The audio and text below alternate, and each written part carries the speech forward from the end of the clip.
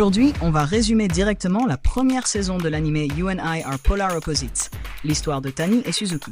C'est parti. Au lycée, Suzuki est une fille énergique et très sociable, qui passe beaucoup de temps avec ses amis Manami et Satoai. Derrière son sourire et son attitude extravertie, elle cache pourtant un secret. Elle est amoureuse de Tani, le garçon calme et sérieux de sa classe. Alors que tout le monde le voit seulement comme un élève modèle portant des lunettes, Suzuki remarque surtout sa gentillesse, son attention envers les autres et sa manière discrète d'aider toute la classe. Assise juste à côté de lui, elle profite de chaque occasion pour lui parler, même si cela signifie lui demander des conseils sur son maquillage ou ses faux cils. Un jour, après les cours, Suzuki croise Tani en quittant l'école et trouve enfin le courage de lui demander de rentrer avec elle. Durant le trajet, elle parle nerveusement de tout et de rien, notamment des énormes burgers qu'elle a mangés avec ses amis. Malgré son silence habituel, Tani l'écoute sincèrement et semble apprécier sa compagnie. Encouragée, Suzuki lui propose timidement d'aller manger ensemble un jour. Tani accepte immédiatement, ce qui la rend folle de joie. Alors qu'ils marchent côte à côte, leurs mains se frôlent accidentellement. Pris par l'émotion, Tani finit même par lui prendre la main avant de la relâcher brusquement lorsque des passants apparaissent. Cette soirée devient inoubliable pour Suzuki, qui passe toute la nuit à repenser à ce moment. Mais dès le lendemain, tout bascule lorsqu'un camarade demande devant toute la classe si elle sort avec Tani. Paniquée et gênée, Suzuki répond violemment que ce n'est absolument pas le cas, sans remarquer que Tani se trouve juste derrière elle. Blessé par ces paroles, il lui annonce plus tard qu'ils doivent oublier ce qui s'est passé et considèrent leur moment de la veille comme une erreur. Le cœur brisé, Suzuki fond en larmes devant ses amis et finit par admettre qu'elle aime réellement Tani. Encouragée par son entourage, elle se met à courir dans les rues pour le rattraper. Une fois face à lui, elle éclate en sanglots et lui avoue enfin ses sentiments. Tani, touchée, tente de lui essuyer les yeux avec son mouchoir, mais hésite, expliquant qu'il ne veut pas abîmer son mascara. Suzuki comprend alors qu'il écoutait attentivement toutes les petites choses qu'elle racontait depuis le début. Tani lui avoue finalement qu'il l'aime lui aussi depuis longtemps. Les deux adolescents réalisent enfin qu'ils partageaient les mêmes sentiments depuis le départ. Dès lors, leur relation commence officiellement. Tani apprend rapidement que toute la classe soutient leur couple, ce qui le rassure énormément. De son côté, Suzuki réalise qu'elle parle souvent trop sans vraiment écouter les autres. Elle décide alors de faire des efforts pour mieux comprendre Tani et s'intéresser davantage à lui. Lors d'une promenade après les cours, ils discutent sincèrement de leurs peurs et de leur maladresse. Suzuki avoue qu'elle essayait de se comporter comme une héroïne de manga romantique avant de comprendre qu'elle devait simplement rester elle-même. Peu après, les deux amoureux organisent leur premier rendez-vous dans un restaurant de burgers. Suzuki tente désespérément de manger proprement pour paraître élégante, mais finit couverte de sauce sous les rires attendris de Tani. Ensemble, ils passent une journée simple mais remplie de bonheur. Ils font du shopping, regardent un film triste où Suzuki pleure bruyamment, puis rentrent côte à côte dans le métro en se tenant timidement la main. Avant de se quitter, Suzuki trouve enfin le courage de demander une photo ensemble. Ils prennent alors leur tout premier cliché en tant que couple. Même si Suzuki trouve son sourire imparfait et son visage désordonné sur la photo, elle réalise qu'elle n'a jamais été aussi heureuse. Azuma, une amie de Suzuki, est choquée d'apprendre qu'elle a un petit ami, tandis que Taira, un autre camarade persuadé que le lycée fonctionne selon une hiérarchie sociale stricte, jalouse leur bonheur.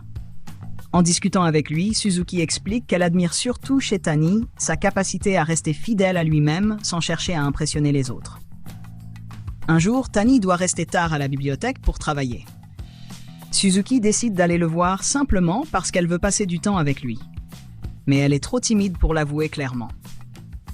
Tani finit tout de même par comprendre ses intentions et lui demande de l'attendre. Plus tard, alors qu'il parle du mot « adorable », Suzuki explique qu'il représente pour elle une sensation chaleureuse et tendre. Touché par ses paroles, Tani lui caresse doucement la tête en la qualifiant lui aussi d'adorable. Ce qui les gêne énormément tous les deux. Alors que l'été approche, Suzuki rêve déjà d'aller à un festival avec lui, mais les examens de fin de semestre viennent compliquer leurs plans.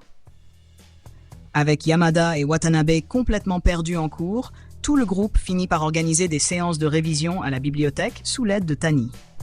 Malgré le stress des études, les moments passés ensemble deviennent de plus en plus précieux.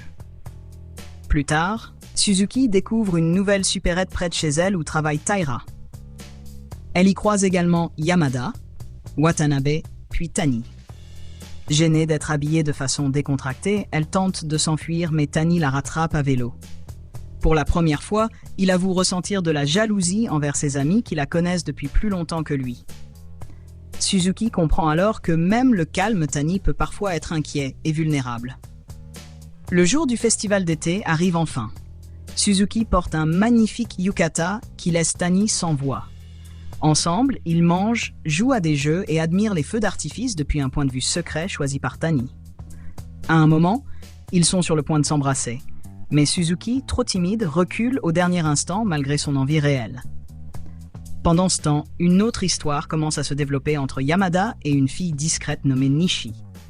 Très réservée, Nishi a du mal à parler avec les autres, mais Yamada tombe peu à peu sous le charme de ses rares sourires et de son humour inattendu. Durant les vacances d'été, Suzuki et Tani décident d'étudier ensemble. Comme la bibliothèque est pleine, Tani propose de travailler chez lui en l'absence de ses parents. Suzuki découvre alors sa chambre et rencontre même son chat.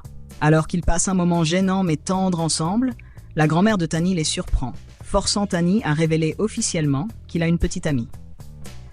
Lors de la fête de l'école, plusieurs tensions apparaissent. Suzuki retrouve Rihito, son ancien petit ami du collège. Leur relation passée avait surtout été influencée par la pression des autres. Et ils réalisent tous les deux qu'ils n'étaient pas faits pour être ensemble. Pourtant, Tani commence à ressentir de la jalousie, persuadée que Rihito correspond davantage au type de garçon que Suzuki pourrait aimer. Inquiète de le voir douter, Suzuki le serre dans ses bras et lui affirme qu'elle l'aime exactement tel qu'il est. Pendant ce temps, Nishi et Yamada se rapprochent eux aussi. Malgré leur maladresse et leur timidité, ils finissent par accepter leurs sentiments mutuels. Plus tard, Azuma traverse une période difficile à cause de ses anciennes relations amoureuses. Taira, malgré ses propres complexes et son manque de confiance en lui ouvre les yeux sur la façon dont elle accepte parfois d'être maltraitée. Cette discussion permet aux deux personnages de se rapprocher progressivement. Avec le temps, Tani finit également par rencontrer la famille de Suzuki.